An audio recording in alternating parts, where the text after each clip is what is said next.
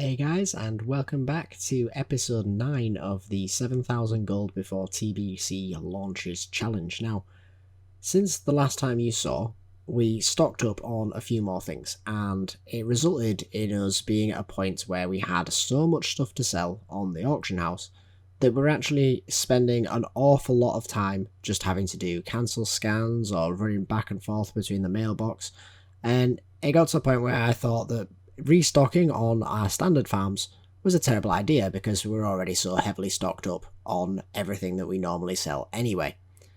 So I was trying to diversify, and that's why you can see me here farming the elementals on my warlock in Stranglethorn Vale. Now this was very much a branching out opportunity because we'd leveled up our warlock up to 35 so that we could max out his professions. Now he has mining and engineering. Now, the mining would be helpful if we managed to get him to a higher level for doing jump runs, because he's going to be considerably more efficient than our priest. However, what we really did it for was the engineering, so that we could craft all the various different explosives that people use and start making a profit on them, much like we have done with our tailoring and our alchemy.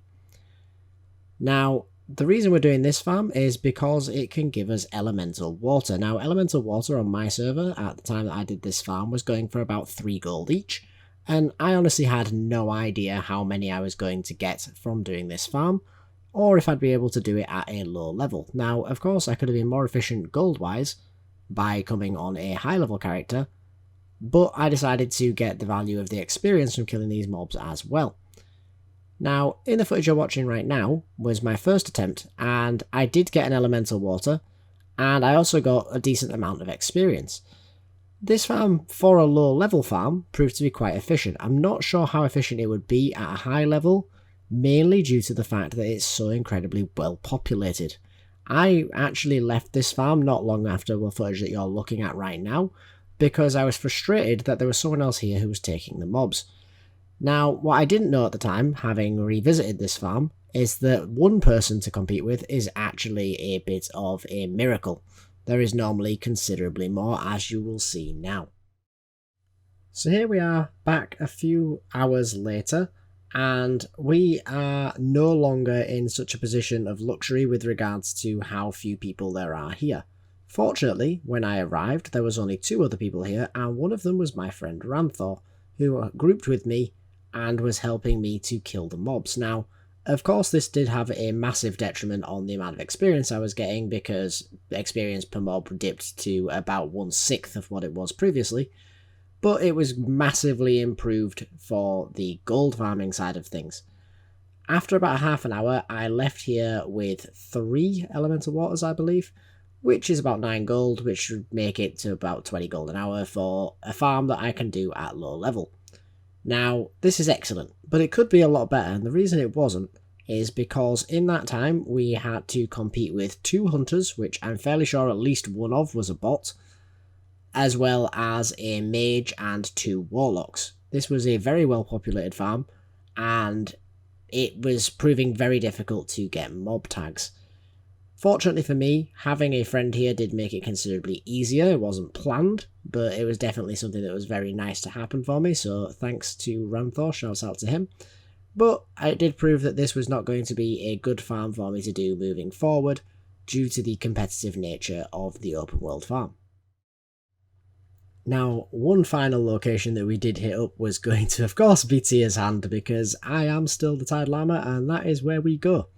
And we didn't actually do very much at Tyr's Hand because we were only partway through when we had a series of circumstances in the real world that led to us needing to log off the game. So we weren't able to farm here for as long as we would like, but we did get a recipe of the Elixir of the Sages while we were here, which was pretty nice.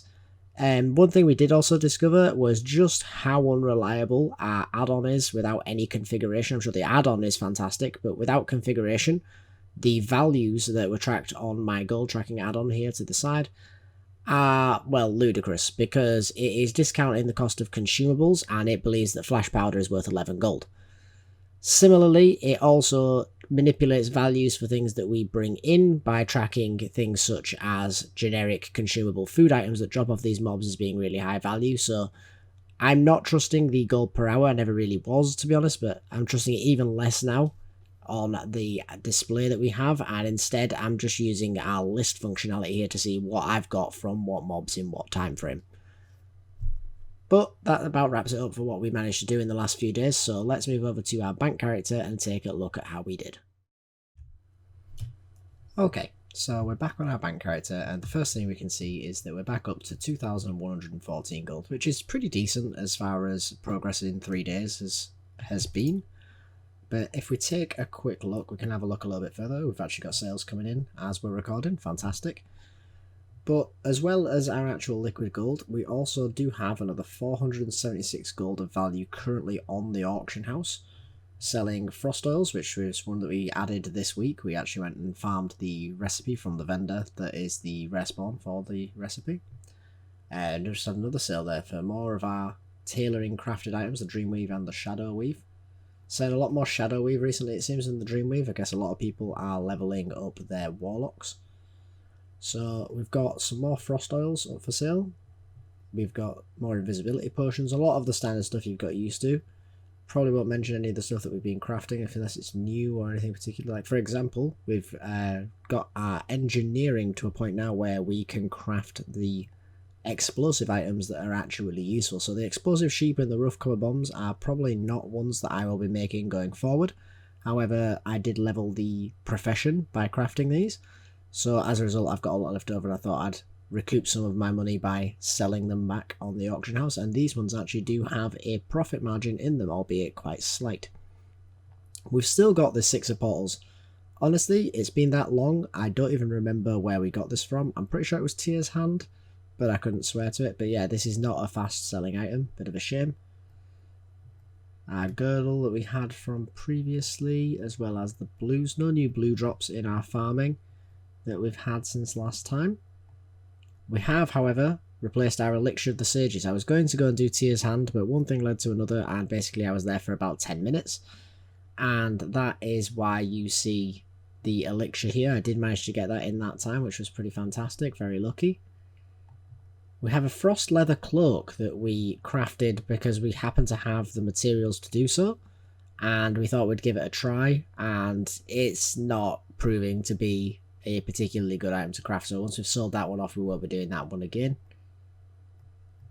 And oh yes, our Holy Bologna, what the light won't tell you. We got this doing the 1 or 2 jump runs that I unfortunately had the recording fail on. But pretty standard jump runs, got through them in my usual very slow I can't jump manner, and that was about the only thing we got of any note in there, and it's only 2 gold in of itself, so nothing too extraordinary.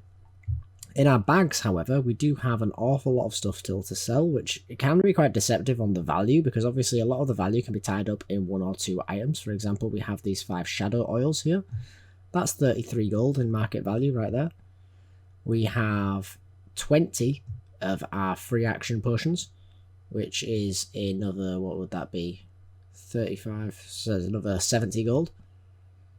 Yeah, we've got an awful lot of value tied up here in our crafted items. And we also have in here our 4 elemental waters that we got in the few minutes that you'll have seen at farming that we did with our friend Rantho. That was actually quite profitable, considering I was looking for a farm that made me a little bit of gold on the side while I was getting experience. Yeah, definitely can't be too unhappy with that one. But now if we take a quick look at our TSM to check our progress for 1 week, so I think it was around here that we were at when we called it for our last episode.